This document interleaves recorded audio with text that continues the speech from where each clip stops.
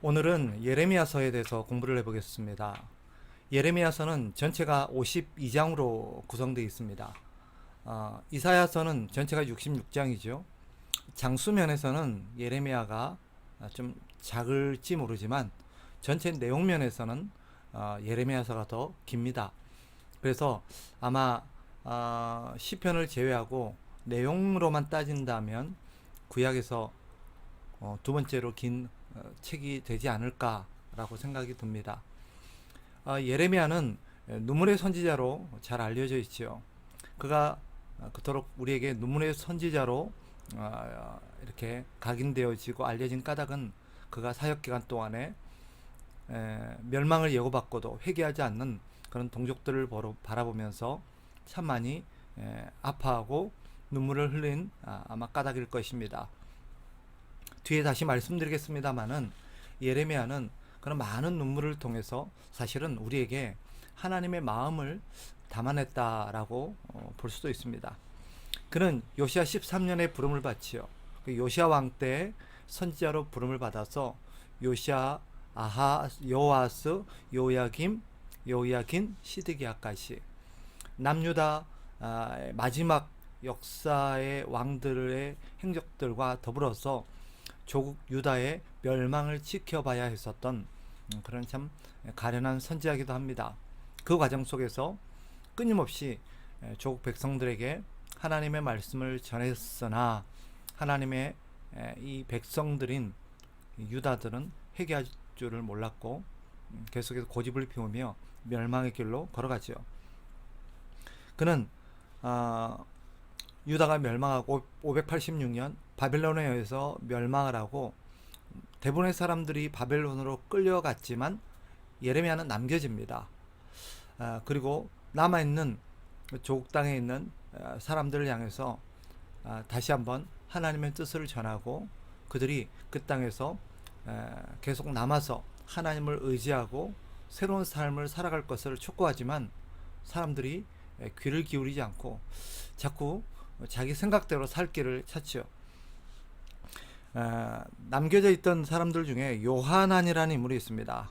그는 유다에 남아서 끝까지 하나님을 바라보고 의지하라는 예레미야 말을 들어하고 남은 백성들을 이끌고 애굽으로 갑니다. 그 과정에서 예레미야도 데리고 가죠. 전승에 의하면 예레미야는 그 애굽에 끌려가서 마지막까지 하나님의 백성들에게 회개를 촉구하고 하나님의 말씀을 전하다가 그 땅에서 순교한 것으로 전해지고 있습니다. 예레미야가 독특한 점 한 가지는 물론 여러 선지자가 그런 선지자들도 있었지만 또 저마다 특색을 가지고 하나님 앞에 특별한 사역으로 부름을 받기도 했지만 예레미야의 경우는 하나님께서 결혼을 금지시킵니다. 결혼을 해서 아이를 낳는 것을 금지시키죠. 예레미야서 16장 1절부터 4절에 보면 하나님은 예레미야에게 너는 결혼해서 자녀를 기르는 것을 하지 말라라고 말합니다. 그 이유가 무엇인가 하면 예레미야는 향후 이스라엘 백성들, 즉 남유다 백성들이 하나님의 그런 거듭된 촉구, 그런 심판 선언에도 불구하고 회개하지 않고 고집을 피우면서 계속해서 죄를 짓게 되죠. 결국 그로 인해서 그들이 자녀를 잃고 자식을 잃고 그렇게 남겨질 그런 그들의 비참한 삶을 예레미야는 자신의 삶으로 그들에게 전해야 했습니다. 그래서 예레미야는 평생 독신으로 살면서 아내와 자녀 없는 삶을 향후 이 백성들이 살아가게 될 것을 자신의 삶으로 전해야 했었던 특별한 사명을 부여받죠. 에스겔의 경우는 우리가 아는 것처럼 또 다음에 살펴보겠습니다만은 아내를 잃는 그런 슬픔을 당하기도 합니다.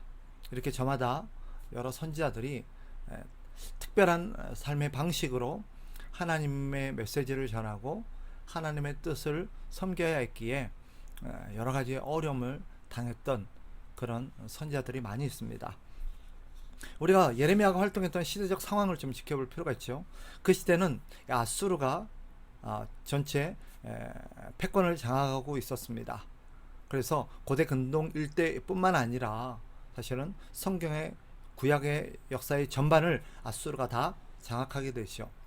심지어 이집트까지 이 아수르가 영향력을 끼칩니다. 그러다가 시간이 가면서 이 말년에 이 예레미야가 사역할 때 이 아수르의 세력이 급격히 약화됩니다. 세 가지 요인이 있는데, 첫 번째는 이 아수르의 지배 아래에 있었던 이 바벨론이 독립을 선언합니다.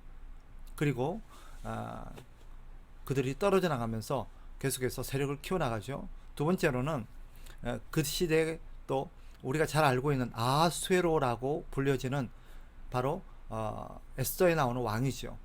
크세르크세스라고 세계사에 알려진 왕인데, 그가 메데 왕국을 세우면서 또 세력을 급격히 키워나가면서 나중에 이 바벨론과 같이 협력해서 아수르를 대적합니다. 그러면서 이 바벨론이 아수르로부터 완전히 독립하게 되고 세력을 키워나가게 되고, 우리가 아는 것처럼 나중에 이 메대까지도 통합을 해버리죠. 그 과정 속에서 이 바벨론이 세력이 급격하게 커지면서 아수르의 세력이 약해집니다. 또 한 가지가 뭐냐면 애굽의 세력이 이렇게 또 아수르에게 반기를 들면서 이 아수르를 대적하고 점점 세력을 넓혀옵니다. 그러면서 이 아수르의 세력이 아주 급격하게 약화되죠. 이 시기에 애굽 왕은 바로누고죠. 바로누고는 바빌론과 이렇게 충돌하기도 합니다. 우리가 잘 아는 것처럼 갈그미스 전투에서 일시적으로 애굽이 승리를 거두기도 해요. 물론 이 과정에서 우리가 아는 요시아 왕이 전사하기도 하는 안타까운 일도 있었는데, 그러면서 이 아수르는 저물어 가고 이 바벨론이 점점 세력을 키우고 결국에는 이 바벨론이 모두가 통합되죠. 이 당시 국내 정세 역시 아주 혼란스럽게 돌아갑니다. 요시아가 등극하고 나서, 요시아가 왕이 되고 나서 잠시 종교적인 대각성 개혁운동이 일어납니다. 우리가 아는 것처럼 요시아는 성전에서 하나님의 말씀 율법을 발견하고 나서 전 백성들에게 회개를 촉구하게 되고 대대적인 각성운동을 펼치면서 일시적으로 나라가 회복되는 듯 싶었습니다. 그런데 안타깝게도 요시아가 일찍 죽지요. 아까 말씀드린 것처럼 애굽이 바벨론과의 싸움을 해서 갈그미스로 가는 과정 속에서 친바벨론 정책을 폈던 이 요시아가 바로누고를 이 무깃도에서 맞고서요. 그래가지고 그를 제지하다가 무깃도에서 애굽 바로누고에게 전사를 하게 됩니다. 그러면서 잠시 이스라엘의 이 유다의 빛이 보이는 것 같았으나 이내 저물고 맙니다. 그 후에 그의 아들 요아스가 왕이 되었지만 아버지를 따라서 나라를 개혁하고 또 하나님 중심의 삶을 살기보다는 오히려 하나님 앞에 범죄하면서 악행을 일삼습니다. 그 결과로 이 요아스 왕은 즉위 3개월 만에 애굽으로 끌려가게 돼서 거기서 비참한 죽음을 당하게 되죠. 그리고 그 뒤를 이어서 요야김, 요야긴, 시드기야 세 왕이 잇따라 세워지긴 합니다만은 역시 그들은 하나님의 말씀을 따르지 않고 악을 일삼습니다. 결국 우리가 아는 것처럼 바벨론에 의해서 세 차례 이렇게 침공을 당하게 되고 결국 남유다는 완전히 초토화되죠. 그리고 예루살렘 성전도 완전히 초토화되는 과정을 이 예레미야가 지켜봐야 하는 그런 슬픈 일들이 있죠. 예레미야는 여호야김 왕 때부터 시드기야 왕이 활동하였던 시기까지 열심히 하나님의 말씀을 전하고 예언 활동을 합니다. 그러나 유다와 예루살렘에 대한 하나님의 말씀을 전했다라는 이유 때문에 왕과 관리들로부터 아주 핍박을 당하게 되고 여러 차례 죽음의 위협을 경험하기도 합니다. 그리고 유다가 멸망한 이후에는 이스마엘이 암몬을 사주해서 유다 총독 그다랴를 암살하는 일도 발생하게 되고 그 후에 아까 말씀드린 것처럼 요하난이 백성들을 규합해서 유다 땅에 남아있으라는 예레미야의 말에도 불구하고 백성들을 데리고 다 애굽으로 가게 되죠. 그러나 역사에서 보듯 이 바벨론이 나중에 애굽까지 초토화시키면서 그 과정 속에서 바벨론으로 도망갔던 수많은 유다인들이 죽임을 당합니다. 안타깝죠. 하나님의 말씀을 들었더라면, 예레미야의 말을 들었더라면 그들은 남은 땅에서 하나님이 회복하시는 그 회복의 약속을 바라볼 수 있었을 텐데, 그들은 하나님의 선지자인 예레미야의 말을 끝까지 듣지 않음으로써 결국 자멸의 길을 걸어가게 됩니다. 예레미야서는 전체가 52장으로 이루어져 있죠. 이 예레미야서가 우리에게 말하고자 하는 메시지는 뭐냐? 한마디로 말하면 하나님의 공의와 자비입니다. 하나님은 공의로 세상을 다스리시고 이 불법한 세상에 대해서 하나님께서 심판하신다는 것을 보여줍니다. 하나님의 공의와 심판은 이 세상을 다스리시는 분이 하나님이라는 것을 백성들에게 천명한 사건이고, 더 나아가서 온 세계와 열방 가운데 천명한 사건이기도 합니다. 그렇다면 이 유다와 이 세계와 열방이 심판을 당하는 이유는 뭐냐? 특별히 유다가 하나님께 심판을 당하는 이유가 뭐냐? 두 가지입니다. 첫째는 하나님과의 언약을 배신했기 때문입니다. 예레미야서 2장 13절에 보면 하나님께서 이 이스라엘 남유다를 심판을 하시면서 그들의 그 원인이 어디에 있는가를 말씀하시는데, 백성이 두 가지 악을 행하였나니 곧 그들이 생수의 근원되는 나를 버린 것과 스스로 웅덩이를 판 것인데 그것은 그 물을 가두지 못할 터진 웅덩이들이니라. 이게 하나님께서 유다를 심판하시는 이유였습니다. 또 한 가지가 있죠. 같은 맥락이긴 한데 또 앞에서 소개했듯 바로 우상숭배입니다. 그들은 거짓으로 하나님을 섬기면서 그들은 속으로는 우상을 섬기는 그런 일들을 일삼습니다. 예레미야서 7장 9절에서부터 11절까지 하나님은 이에 관련해서 아주 진노하시면서 말씀하십니다. 9절부터 11절 제가 읽어드릴게요. 너희가 도둑질하며 살인하며 간음하며 거짓 맹세하며 바알에게 분향하며 너희가 알지 못하는 다른 신들을 따르면서 내 이름으로 일컬음을 받는 이 집에 들어와서 내 앞에 서서 말하기를 우리가 구원을 얻었나이다 하느냐. 이는 이 모든 가증한 일을 행하려 함이로다. 내 이름으로 일컬음을 받는 이 집이 너희 눈에는 도둑의 소굴로 보이느냐. 보라, 나 곧 내가 그것을 보았노라. 여호와의 말씀이니라. 하나님께서 유다 백성들을 아주 엄히 꾸짖으시면서 심판을 선하신 그 배경에 이 두 가지 요인이 자리합니다. 바로 하나님과의 언약을 저버린 것과 그들이 하나님을 거짓으로 섬기면서 우상숭배한 것이죠. 하나님은 예레미야를 통해서 그들에게 거듭 그들의 죄를 지적하시고 회개할 것을 촉구했으나 그들은 하나님의 말씀에 귀를 닫아버리고 계속해서 거짓 선지자들에게 귀를 기울입니다. 즉 자기들의 귀에 즐겁게 해줄, 자기들의 마음을 편하게 해줄, 자기들이 원하는 소리를 해줄 그런 선자들을 찾아서 계속 그들에게만 물어요. 그래서 그들이 듣고 싶은 얘기만 듣고 그들이 원하는 얘기만 해주는 그런 선지자들을 찾습니다. 그리고 선지자들은 그런 사람들에게 편승해서 자신의 이익과 어떤 욕심을 위해서 그들에게 거짓말을 계속해 주죠.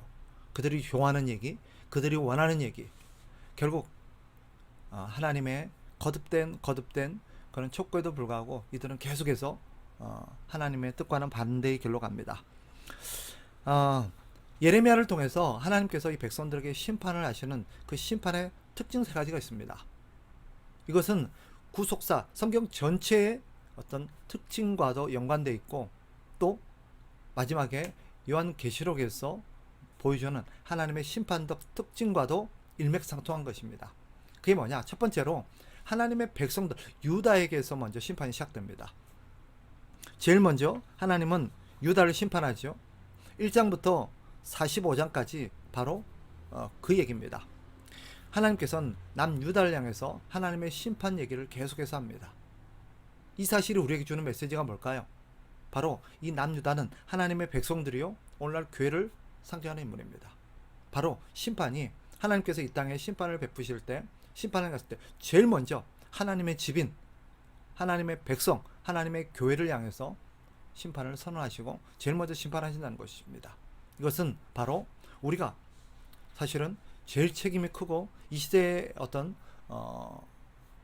하나님의 말씀대로 살지 못하는 책임을 제일 먼저 묻겠다라는 하나님의 준엄한 그런 경고이시기도 합니다. 이 점은 우리가 눈여겨봐야 돼요. 그리고 나서 두 번째로 하나님의 심판이 열방을 향해서 나아가죠. 46장부터 49장까지는 바로 하나님을 대적하는 세상을 향한 하나님의 심판들이 이어집니다. 특별히 이 과정 속에서 9국가들, 이런 국가들의 얘기들이 하나님의 그런 심판의 그런 대상이 되는 것들을 잘 보여줍니다. 그리고 마지막의 심판이 누구에게 임하느냐? 바로 그 시대 전체 패권을 장악했던 바벨론에게 심판이 선언됩니다. 이것은 우리에게 시사하는 바가 커요. 이 바벨론이 갖고 있는 그런 상징적인 의미 때문입니다. 바벨론은 그 시대에도 가장 악의 대표였고 우두머리였습니다.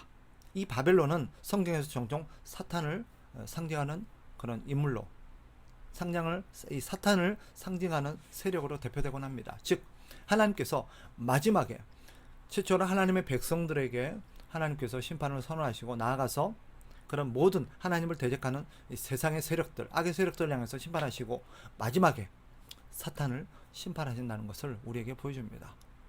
요한계시록에도 이런 점은 잘 드러나죠.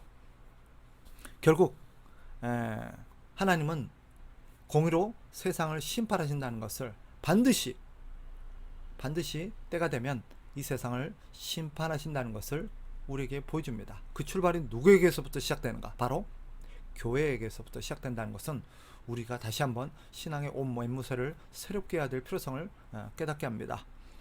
그럼 예레미야는 바로 이런 심판을 전하는 그런 사명을 부여받지요. 세상을 향해서, 교회를 향해서 하나님의 심판을 선언하는 그런 하나님의 메시지를 전달해야 되는 사명을 부여받은 것이 예레미야입니다. 그런데 우리가 이 과정에서 눈여겨볼 것 하나는 그 사람들의 반응이에요. 우리가 기대하는 것처럼 예레미야가 하나님의 말씀을 그들에게 대언하고 하나님의 심판을 선언했을 때 그들이 회개하면서 돌이켰으면 좋은데 그들은 오히려 귀를 막고 오히려 자기들이 좋아하는 소리를 해줄 거짓 선지자를 찾습니다. 뿐만 아니라 그렇게 옳은 얘기를 하고 바른 얘기를 하는 선지자인 예레미야를 박해하죠. 그들이 예레미야를 박해하면서 예레미야를 대적하면서 그들이 보인 반응은 우리가 눈여겨볼 만합니다. 왜 그들이 예레미야를 미워하고 싫어했느냐? 자꾸 예레미야를 죽이려고 했느냐? 그들은 예레미야의 말이 자꾸 자기들의 양심과 자기들의 마음을 불편하게 만들었던 거예요. 자기들의 자꾸 원하는 삶에 자꾸 제동을 걸고, 그러니까 그들이 너무 불편했던 거예요. 이 사실을 보여주는 게 뭐예요? 사람들은 바른 얘기를 듣고 싶은 게 아니라 자기가 원하는 얘기를 듣고 싶어 한다는 것입니다. 그래서 원하는 얘기를 하고 자기가 귀에 좋은 얘기를 해주는 사람들은 좋은 선지하고 그들을 따르면서도 정작 그들이 들어야 되는 그런 진리와 하나님의 말씀을 전하는 선지자들을 향해서는 귀를 닫아버리고 미워한다는 것입니다. 그때만 그럴까요? 지금도 마찬가지입니다. 이것은 시대가 바뀌어도 변하지 않아요. 아마 그 시대든 지금이든 앞으로든 이 사실은 변하지 않을 겁니다.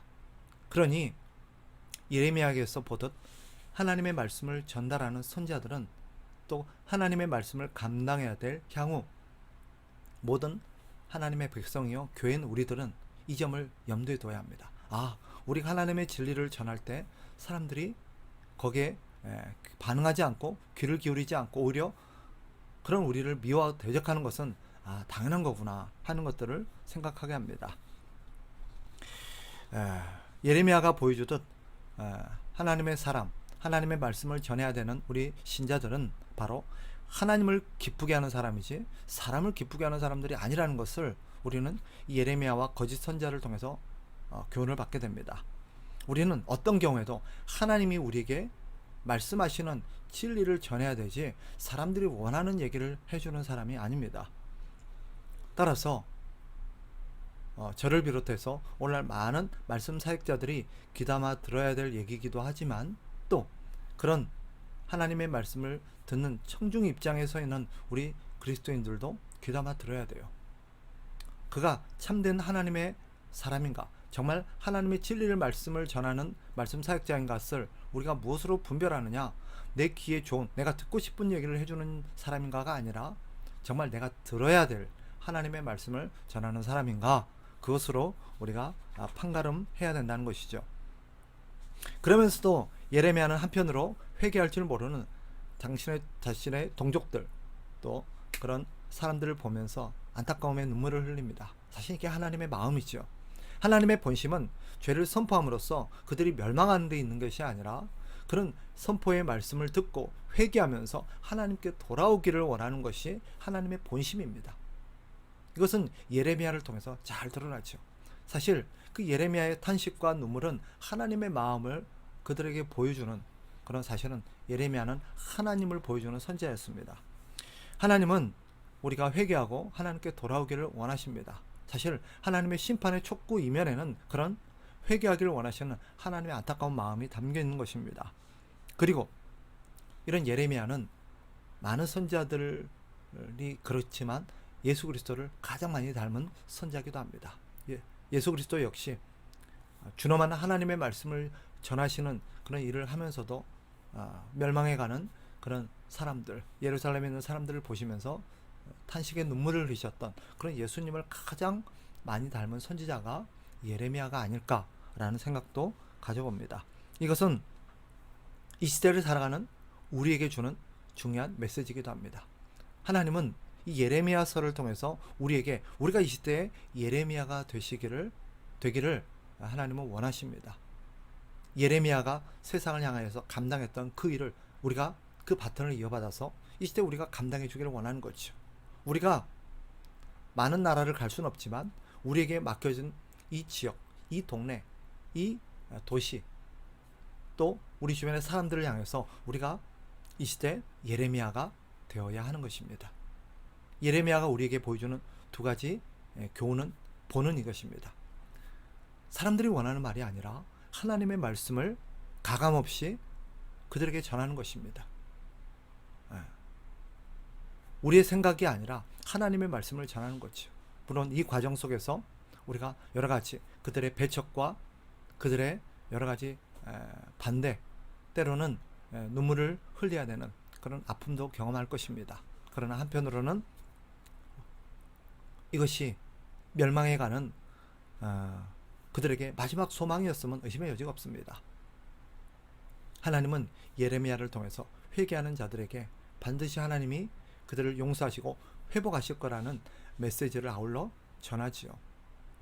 그리고 포로로 끌려간 백성들에게 이 바벨론에서 70년 동안 바벨론에게 비록 하나님의 징계 아래서 고단한 세월을 보내야 했지만 70년이 지나고 나면 반드시 회복할 거라는 것을 하나님이 말씀하셨습니다. 그러니까 하나님의 본심은 바로 회개와 회복에 있는 것이지 심판과 멸망에 있는 것이 아니라는 것을 잘 보여줍니다. 따라서 하나님의 말씀을 전하는 우리가 또 한 가지 겸비해야 될 것은 하나님의 마음입니다. 그들에게 하나님의 진리를 전하면서도 그들이 멸망하지 않기를 바랬던 그 간곡한 마음이 예레미야의 눈물을 통해서 표현되었던 것처럼 우리 역시 이 시대를 품고 눈물을 흘리면서 하나님 앞에 기도하고 그 영혼들이 하나님 앞으로 돌아오기를 바라는 그런 눈물의 기도가 같이 병행되어야 되지 않을까 하는 그런 마음이 예레미야를 통해서 우리에게 전해집니다. 사실 예레미야서를 보면서 제 자신도 많이 부끄럽게 되고 내가 과연 예레미야처럼 이 시대적 소명을 감당하고 있는가 생각해 볼 때 너무 부끄러움이 많습니다. 그러나 우리가 분명히 예레미야서를 통해서 본받아야 되고 앞으로 우리가 해야 될 일임은 의심의 여지가 없습니다. 저와 여러분을 하나님이 이 시대 예레미야로 부르고 계십니다. 하나님을 위해서 하나님의 말씀을 전하는 자가 되기를 원하고 또 그런 마음으로 눈물을 흘리며 기도하는 저와 여러분이 되시기를 주의 이름으로 축복합니다. 다시 한번 예레미야서를 읽으시면서 예레미야서를 통해서 귀한 도전을 받게 되기를 주님의 이름으로 축복합니다. 감사합니다.